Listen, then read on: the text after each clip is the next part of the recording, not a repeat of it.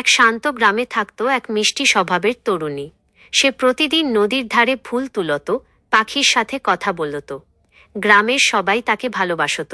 গ্রামের শেষ প্রান্তে থাকত এক বিশাল, স্বাস্থ্যবান বিড়াল। লোকেরা তাকে ভয় পেত, কিন্তু কেউ জানত না এই বিড়ালটি ছিল গ্রামরক্ষক। একদিন হঠাৎ পাহাড় থেকে নেমে এলো ভয়ঙ্কর বন্যা। গ্রাম ডুবে যেতে শুরু করল। সবাই যখন দিশেহারা, সেই বিশাল বিড়ালটি ছুটে এলো। সে মেয়েটিকে শক্ত করে ধরে উঁচু পাহাড়ের নিরাপদ জায়গায় নিয়ে গেল। পরে গ্রাম বাঁচল, মানুষ বুঝল, যাকে তারা ভয় পেত সেই ছিল তাদের নীরব রক্ষক। মেয়েটি বিড়ালের মাথায় হাত রেখে বলল, তুমি দানব নও, তুমি আমাদের নায়ক।